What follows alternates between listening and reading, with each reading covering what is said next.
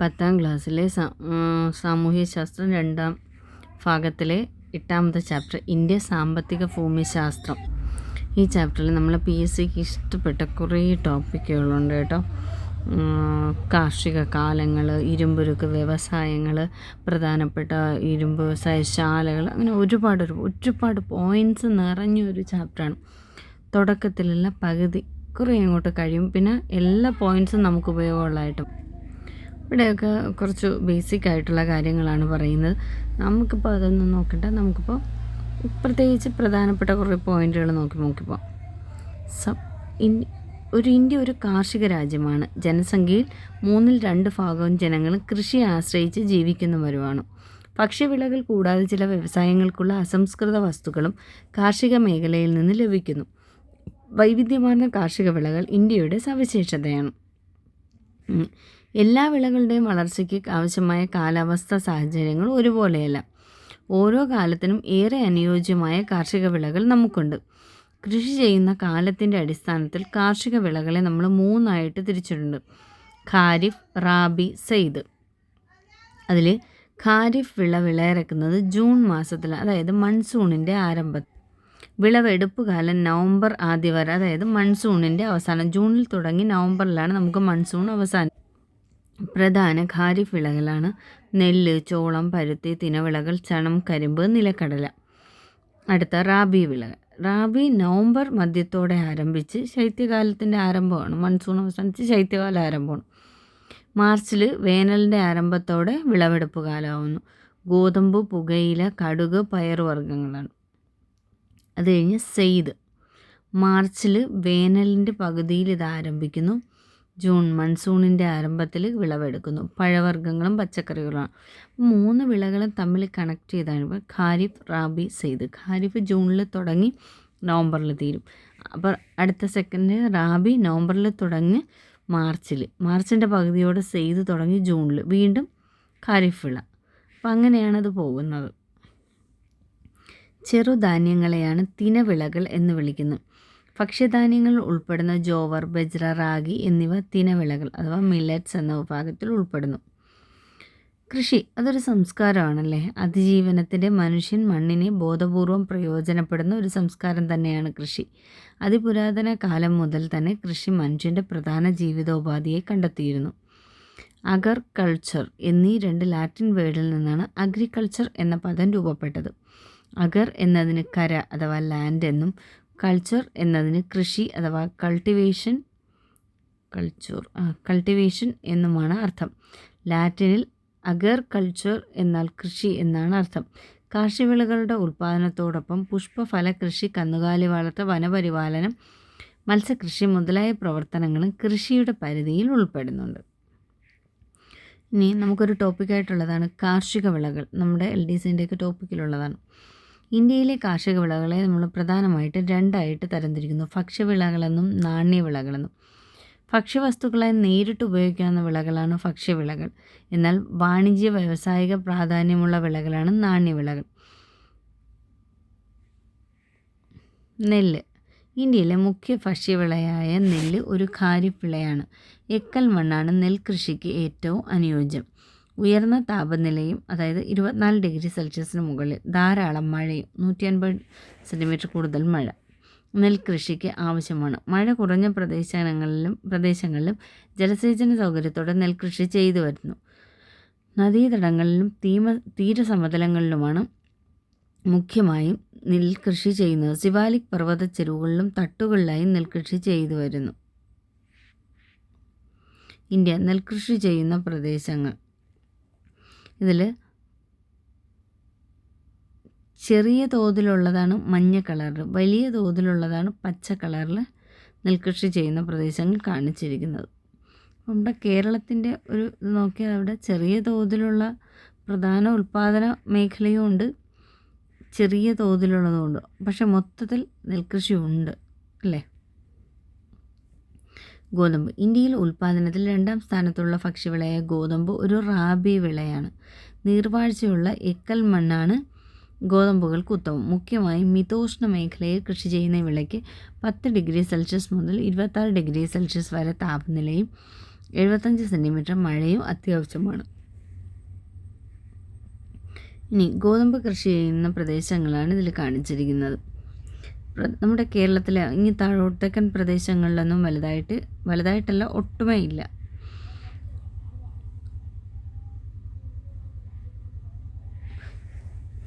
പ്രധാന ഉൽപ്പാദന മേഖലയാണ് ഈ ഓറഞ്ച് കളറിൽ മാർക്ക് ചെയ്തിരിക്കുന്നത്. ചെറിയ തോതിലുള്ള ഉൽപ്പാദന മേഖല മഞ്ഞ കളറിലും മാർക്ക് ചെയ്തിട്ടുണ്ട്. വളരെ ചെറിയ തോതിൽ മാത്രമുള്ളൊരു കൃഷിയാണ്. ശൈത്യകാല വിളയായതിനാൽ മുഖ്യമായും ജലസേചനത്തെ ആശ്രയിച്ചാണ് ഇന്ത്യയിലെ ഗോതമ്പ് കൃഷി. ഇന്ത്യയിൽ ഗോതമ്പ് കൃഷി ചെയ്യുന്ന സംസ്ഥാനങ്ങൾ ഈ ഭൂപടത്തിൽ കൊടുത്തിട്ടുണ്ടല്ലേ. ഗുജറാത്തിലുണ്ട്, മധ്യപ്രദേശ്, മഹാരാഷ്ട്ര, രാജസ്ഥാൻ, പശ്ചിമ ബംഗാൾ, ഹിമാചൽ പ്രദേശ്, അങ്ങോട്ടുള്ള കുറച്ച് സംസ്ഥാനങ്ങളുണ്ട്. അടുത്തത് ചോളം. കേരളത്തിൽ ഗോതമ്പ് കൃഷി ചെയ്യാത്തതും കേരളത്തിലെ കാലാവസ്ഥ അതിന് ആവാത്തതിനാലാണ്. കാരണം ഇതിൽ 75 സെൻറ്റിമീറ്റർ മഴയൊക്കെ വന്നു, നമുക്ക് 150 സെൻറ്റിമീറ്റർ മുകളിൽ മഴയൊക്കെ പോകുന്നുണ്ട്. അല്ല, എക്കൽ മണ്ണാണ് ഇതിനനുയോജ്യം. പക്ഷേ നമുക്ക് എല്ലാ പ്രദേശവും എക്കൽ മണ്ണ് മാത്രമല്ല, നമുക്ക് മിക്സഡാണ്. ചോളം. ഭക്ഷ്യവിളകളുടെ ഉൽപ്പാദനത്തിൽ ചോളത്തിന് 3-ാം സ്ഥാനമാണുള്ളത്. ഉഷ്ണകാലത്ത് ശൈത്യകാലത്ത് ഇന്ത്യയിൽ ചോളം കൃഷി ശരാശരി 75 സെൻറ്റിമീറ്റർ വാർഷിക വർഷപാതം ലഭിക്കുന്ന പ്രദേശങ്ങളിലാണ് ഇത് കൃഷി ചെയ്യുന്നത്.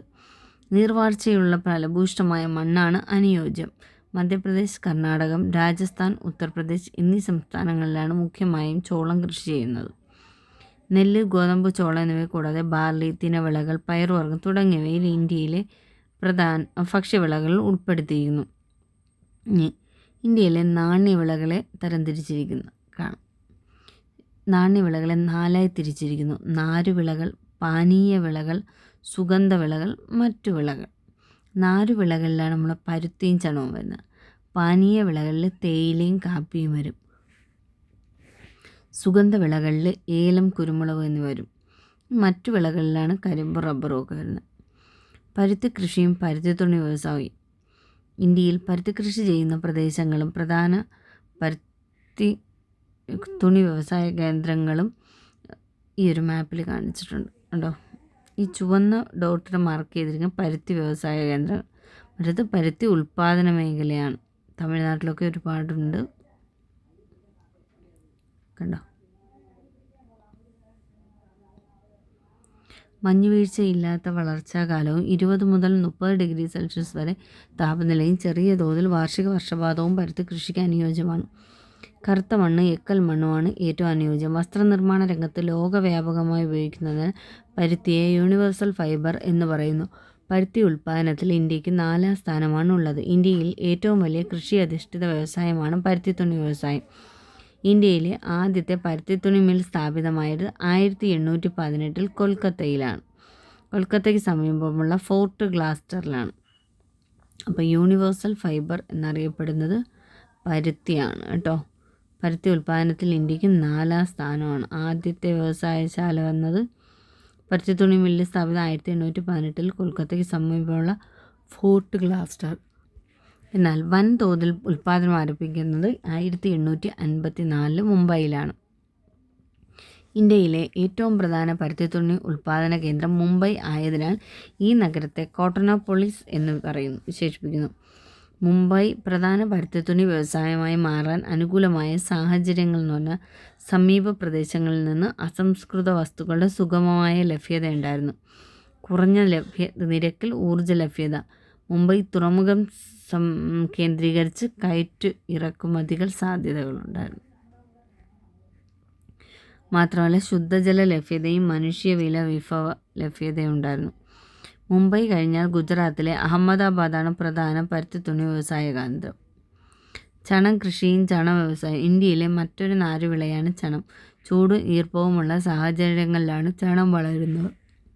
ഉയർന്ന താപനിലയും 180 സെൻറ്റിമീറ്ററിൽ കൂടുതൽ മഴയും ചണം കൃഷിക്ക് അത്യന്താപേക്ഷിതമാണ്.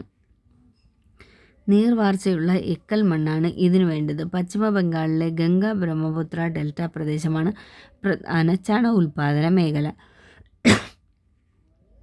പശ്ചിമ ബംഗാൾ, ആസാം, ഒഡീഷ എന്നിവയുടെ ചില ഭാഗങ്ങളിലും പ്രധാനമായും ചണം കൃഷി ചെയ്യുന്നു. താരതമ്യേന വില കുറഞ്ഞ നാരുവിളയായതിനാൽ ഇന്ത്യയിൽ ഉൽപ്പാദിപ്പിക്കുന്ന ചണനാരിനും ഉൽപ്പന്നങ്ങൾക്കും അന്താരാഷ്ട്ര വ്യാപാരത്തിൽ ഏറെ പ്രാധാന്യമുണ്ട്. ചണം ഉൽപ്പാദനത്തിൽ ഇന്ത്യക്ക് ലോകത്ത് 2ാം സ്ഥാനമാണുള്ളത്. ചണം ഇന്ത്യക്ക് 2ാം സ്ഥാനമാണ്. പരുത്തി 3ാം സ്ഥാനം. തേയില. ഏറ്റവും കൂടുതൽ തേയില ഉൽപ്പാദിപ്പിക്കുന്ന രാജ്യമാണ് ഇന്ത്യ. അസം, പശ്ചിമ ബംഗാൾ, കേരളം, തമിഴ്നാട് എന്നീ സംസ്ഥാനങ്ങളാണ് ഇന്ത്യയിൽ തേയിലത്തോട്ടങ്ങളുള്ളത്. 200 മുതൽ 250 മീറ്റർ വരെ വാർഷിക വർഷപാതവും 25 ഡിഗ്രി മുതൽ 30 ഡിഗ്രി സെൽഷ്യസ് വരെ താപനിലയുമുള്ള കുന്നിൻ ചെരുവുകളാണ് തേയില കൃഷിക്ക് അനുയോജ്യം.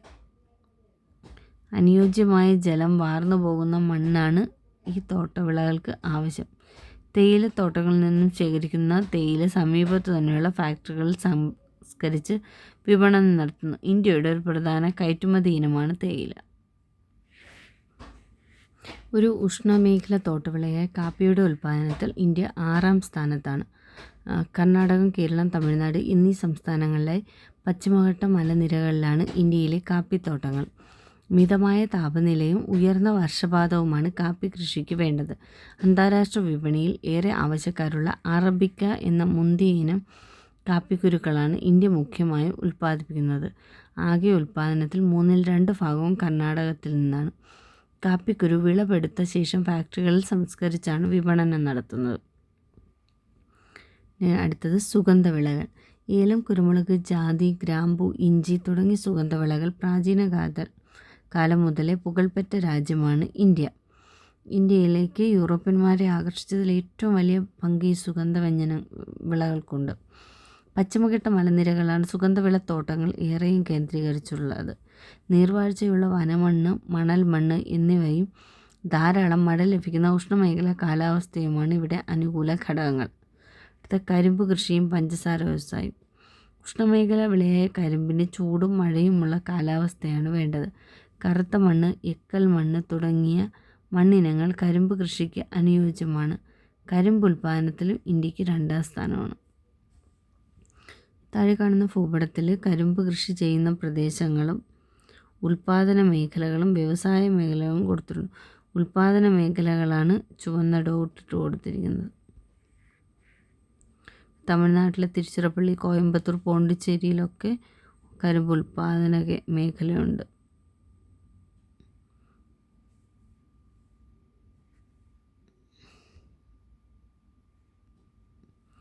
ഉത്തർപ്രദേശാണ് കരിമ്പിൻ്റെയും പഞ്ചസാരയുടെയും ഉൽപ്പാദനത്തിൽ 1ാമത്. പഞ്ചസാരയും ശർക്കരയും കരിമ്പിൽ നിന്നാണ് ഉൽപ്പാദിപ്പിക്കുന്നത്. റബ്ബർ. 25 സെൽഷ്യസിൽ കൂടിയ താപനിലയും 150 മീറ്റർ മുകളിൽ മഴയുമാണ് റബ്ബർ കൃഷിക്ക് അനുയോജ്യം. മറ്റു കൃഷികൾക്ക് പൊതുവെ അനുകൂലമല്ലാത്ത ലാറ്ററൈറ്റ് മണ്ണ് റബ്ബർ കൃഷിക്ക് ഏറെ അനുയോജ്യമാണ്. കേരളത്തിൽ ഇന്ത്യയിൽ ഏറ്റവും കൂടുതൽ റബ്ബർ ഉൽപ്പാദിപ്പിക്കുന്ന സംസ്ഥാനമാണ് കേരളം. കേരളത്തിൻ്റെ ഒരു പ്രധാന വരുമാന സ്രോതസ്സ് കൂടിയാണിത്.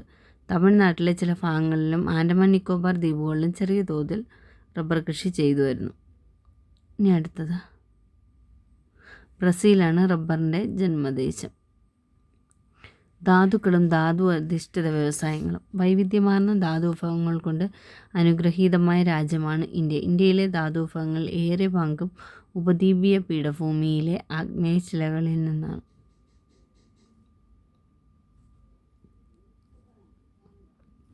കാർഷിക വിളകൾ കൃഷി അധിഷ്ഠിത വ്യവസായങ്ങൾക്കെന്ന പോലെ ധാതു വിഭവങ്ങൾ വിവിധ ധാതു അധിഷ്ഠിത വ്യവസായങ്ങൾക്കും അസംസ്കൃത വസ്തുക്കൾ പ്രദാനം ചെയ്യുന്നു.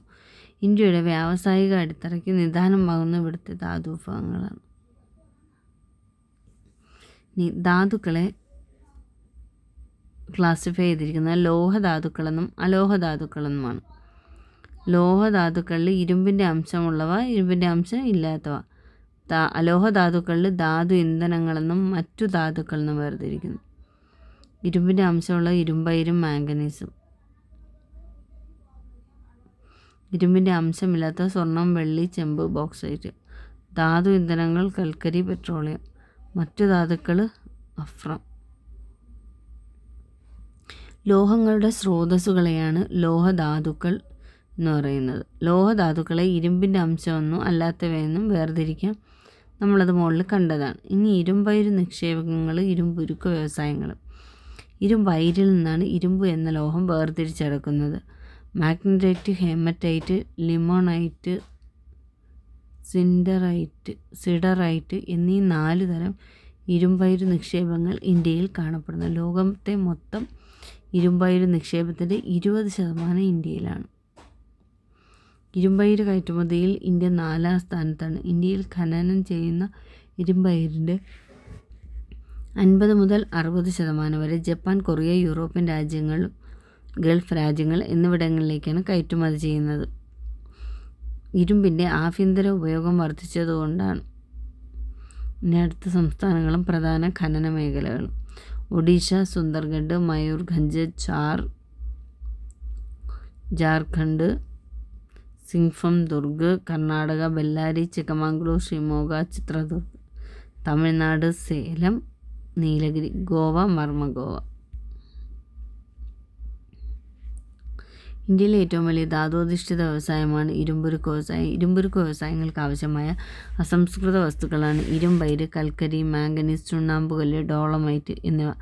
ഇരുമ്പുരുക്ക് വ്യവസായത്തിലെ ഒരു പ്രധാന അസംസ്കൃത വസ്തുവാണ് ഇരുമ്പയിര്, കൽക്കരി, മാംഗനീസ്, ചുണ്ണാമ്പുകല്ല്, ഡോളമൈറ്റ് എന്നിവ.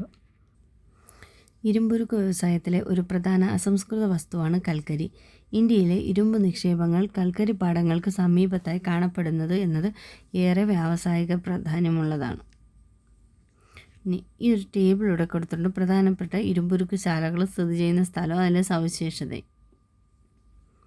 അടുത്ത മാംഗനീസ്. ഇരുമ്പുരുക്ക് വ്യവസായത്തിൽ ഉപയോഗിക്കുന്ന പ്രധാന ലോഹധാതുവാണ് മാംഗനീസ്. ഇരുമ്പയിര് നിക്ഷേപങ്ങൾക്ക് സമീപമായി പൊതുവെ മാംഗനീസ് നിക്ഷേപങ്ങളും കണ്ടുവരുന്നു. ഒഡീഷയാണ് ഉൽപ്പാദനത്തിൽ ഏറ്റവും മുന്നിൽ. കർണാടകം, മഹാരാഷ്ട്ര, മധ്യപ്രദേശ് എന്നിവയാണ് മറ്റ് പ്രധാന ഉൽപ്പാദന കേന്ദ്രങ്ങൾ. ഇതിൽ ധാതുക്കളും അവയുടെ ഉപയോഗവും പ്രധാന കാർഷിക ഉൽപ്പാദനവും കൊടുത്തിട്ടുണ്ട്.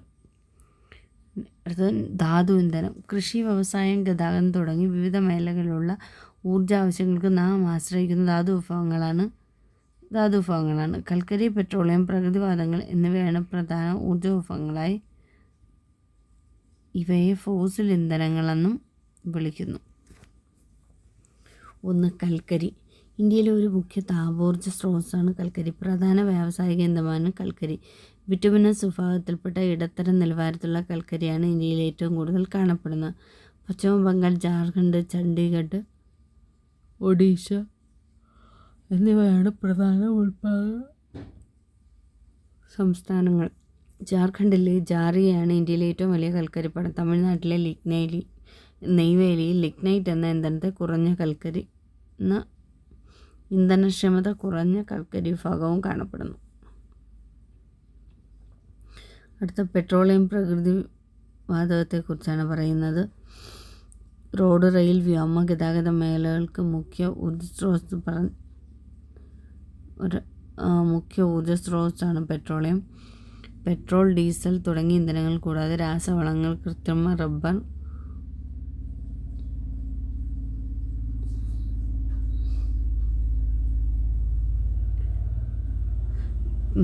അസമിലെ ദിഗ്ബോയിലാണ് ഇന്ത്യയിൽ ആദ്യമായിട്ട് പെട്രോളിയം ഖനനം ചെയ്ത്. മഹാരാഷ്ട്രയിലെ മുംബൈ ഖനനമാണ് ഏറ്റവും വലിയ എണ്ണപ്പാടം. ആണവധാതുക്കൾ. യുറേനിയം, തോറിയം എന്നിവയാണ് പ്രധാന ആണവധാതുക്കൾ. ജാർഖണ്ഡ്, രാജസ്ഥാൻ, മഹാരാഷ്ട്ര തുടങ്ങിയ സംസ്ഥാനങ്ങളിൽ സമ്പന്നമായ യുറേനിയം നിക്ഷേപമുണ്ട്. കേരളം, തമിഴ്നാട് തുടങ്ങിയ സംസ്ഥാനങ്ങൾ തീരദേശങ്ങളിൽ കാണുന്ന മോണസൈറ്റ്, ഇൽമനൈറ്റ് എന്നീ ധാതുക്കളിൽ നിന്നും തോറിയം വേർതിരിച്ചെടുക്കാൻ പറ്റും. ഇന്ത്യയിലെ പ്രധാന ആണവോർജ്ജ നിലയങ്ങളാണ് താഴെ കൊടുത്തിരിക്കുന്നത്. താരാപൂർ, മഹാരാഷ്ട്ര. റാവത്ത്ഫട്ട, രാജസ്ഥാൻ. കൽപ്പാക്കം, കൂടംകുളം, തമിഴ്നാട്. കൈഗ, കർണാടകം. കക്കരപ്പാറ, ഗുജറാത്ത്. നറോറ, ഉത്തർപ്രദേശ്. ഇനി പാരമ്പര്യേതര ഊർജ്ജ സ്രോതസ്. പാരമ്പര്യേതര ഊർജ്ജ സ്രോതസ് എന്ന് പറഞ്ഞാൽ നമുക്ക് ഏറെക്കാലമായി ഊർജ്ജ ആവശ്യത്തിന് പ്രയോജനപ്പെടുത്താൻ കഴിയുന്നത്. അടുത്ത ഗതാഗതം. നമുക്ക് 3 തരത്തിലുള്ള ഗതാഗതമുണ്ട്. അതിൽ ആദ്യത്തെയാണ് റോഡ് ഗതാഗതം. രാജ്യത്ത് അങ്ങോളം ഇങ്ങോളം വ്യാപിച്ചു കിടക്കുന്ന ഗ്രാമങ്ങളെയും നഗരങ്ങളെയും പരസ്പരം ബന്ധിക്കുന്ന ഏറ്റവും ചെറിയ കവാടം.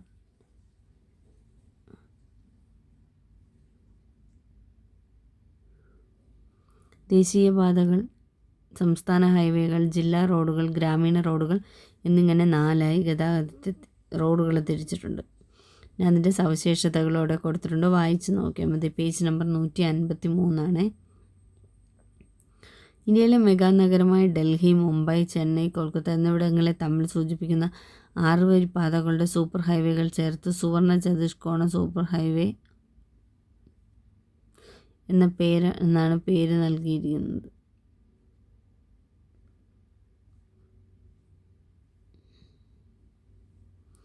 ഏഷ്യയിലെ ഏറ്റവും വലിയ റെയിൽവേ ശൃംഖലയാണ്. ഇന്ത്യയിലെ ഏറ്റവും വലിയ പൊതുമേഖലാ സംരംഭം കൂടിയാണ് ഇന്ത്യൻ റെയിൽവേ. സഞ്ചാരത്തിനും ചരക്കു ഗതാഗതത്തിനും ഒരുപോലെ പ്രധാനമാണ് റെയിൽ ഗതാഗതം. 1853 ഇന്ത്യയിൽ റെയിൽ ഗതാഗതം ആരംഭിച്ചത്. പക്ഷേ കേരളത്തിൽ 1861 ഇത് മഹാരാഷ്ട്രയിലെ മുംബൈ മുതൽ താനെ വരെയായിരുന്നു നീളുന്നായിരുന്നു. 34 കിലോമീറ്ററിലായിരുന്നു തുടക്കം. ഭരണനിർവഹണത്തിനായി ഇന്ത്യൻ റെയിൽവേയെ 14 മേഖലകളായി തിരിച്ചിട്ടുണ്ട്.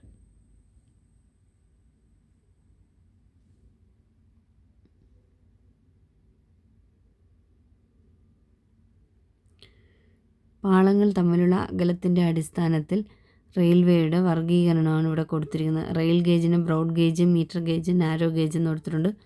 അത് മീറ്റർ അടിസ്ഥാനത്തിൽ അതിനെ വേർതിരിച്ചിട്ടുണ്ട്. മീറ്റർ ഗേജ്, നാരോ ഗേജ് പാതകളെ ബ്രോഡ് ഗേജായി മാറ്റുന്നതിനുള്ള കർമ്മ പരിപാടികൾ റെയിൽവേ ത്വരിതപ്പെടുത്തി വരുന്നു.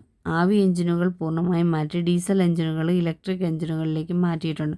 കൂടാതെ പ്രധാന നഗരങ്ങൾ കേന്ദ്രീകരിച്ച് മെട്രോ റെയിൽ പദ്ധതിയും വന്നിട്ടുണ്ട്. കൊങ്കൺ റെയിൽവേയെക്കുറിച്ച് ചെറിയ ഡിസ്ക്രിപ്ഷൻ കൊടുത്തിട്ടുണ്ട്, വായിച്ചു നോക്കിയാൽ മതി. അടുത്ത ജലഗതാഗതം. ഏറ്റവും ചെലവ് കുറഞ്ഞ ഗതാഗത മാർഗമാണ് ജലഗതാഗതം. വൻതോതിലുള്ള ചരക്കു ഗതാഗതത്തിന് ഉചിതം. പരിസ്ഥിതി മലിനീകരണം ഉണ്ടാകുന്നില്ല. അന്താരാഷ്ട്ര വ്യാപാരത്തിന് ഏറ്റവും യോജിച്ചത്.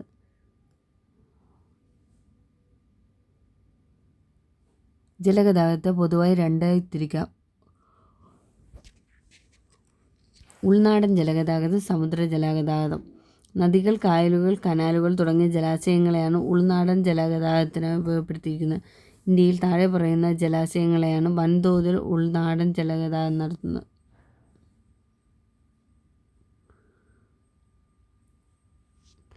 ഗംഗ, ബ്രഹ്മപുത്ര നദികളും അതിൻ്റെ പോഷക നദികളും ചേർന്ന് ജലപാത ഏരിയ സൃഷ്ടിച്ചിട്ടുണ്ട്.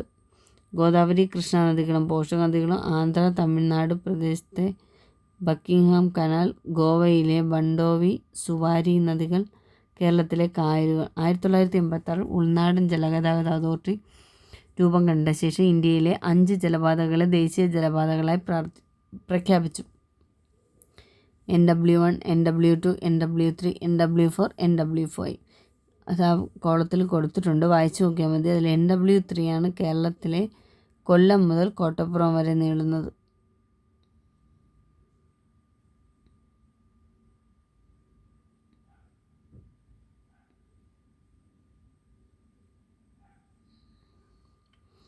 ഇനി ഇന്ത്യയുടെ പടിഞ്ഞാറും കിഴക്കുമായി 12ഓളം പ്രധാന തുറമുഖങ്ങളും 155ഓളം ചെറിയ തുറമുഖങ്ങളുമുണ്ട്. അന്താരാഷ്ട്ര വാണിജ്യത്തിൽ ഇന്ത്യയിലെ തുറമുഖങ്ങൾ ശ്രദ്ധേയമായ സ്ഥാനമാണുള്ളത്. അതിൽ പ്രധാനപ്പെട്ട തുറമുഖങ്ങൾ ഇവിടെ കൊടുത്തിട്ടുണ്ടെന്ന് വായിച്ചു നോക്കിയാൽ മതി. വിഴിഞ്ഞം തുറമുഖ പദ്ധതിയെക്കുറിച്ച് പറഞ്ഞിട്ടുണ്ട്. ഒരു ചെറിയ സ്വകാര്യ പങ്കാളിത്തത്തോടെ നടപ്പിലാക്കാൻ ചെയ്യുന്ന ഈ പദ്ധതിയുടെ ആദ്യഘട്ടം തുടങ്ങിക്കഴിഞ്ഞു. ആഴം 24 മീറ്ററിൽ കൂടുതലാണെന്നത് ഈ തുറമുഖത്തിൻ്റെ ഒരു സവിശേഷതയാണ്. അടുത്ത വ്യോമഗതാഗതം. എയർപോർട്ട് അതോറിറ്റി ഓഫ് ഇന്ത്യയുടെ നിയന്ത്രണത്തിൽ ഇന്ത്യയിൽ വ്യോമഗതാഗതം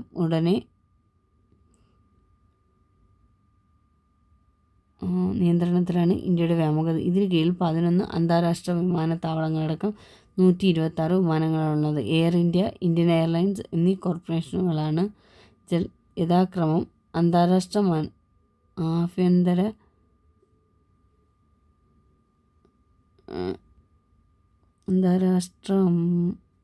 വിമാനങ്ങളടക്കം 126 വിമാനങ്ങളാണുള്ളത്. എയർ ഇന്ത്യ, ഇന്ത്യൻ എയർലൈൻസ് എന്നീ കോർപ്പറേഷനുകളാണ് യഥാക്രമം അന്താരാഷ്ട്ര ആഭ്യന്തര വിമാന സർവീസുകൾ കൈകാര്യം ചെയ്യുന്നത്. നിരവധി സ്വകാര്യ കമ്പനികൾ ഇന്ത്യയിൽ വിമാന സർവീസ് നടത്തുന്നുണ്ട്. അപ്പോൾ ഇതിൽ ഒരുപാട് പോയിൻറ്റ്സ് നമുക്ക് വന്നിട്ടുണ്ട്. അത് എഴുതിയെടുത്ത് തന്നെ പഠിക്കണം കേട്ടോ. ഇടയ്ക്കിടയ്ക്ക് ചെറിയ വോയിസ് ഡിസ്ട്രാക്ഷനും ചില വോയിസ് ഇതാവാതെ വന്നിട്ടുണ്ട്. അത് ഞാൻ പിന്നീട് വീണ്ടും പറയുന്നുണ്ട്.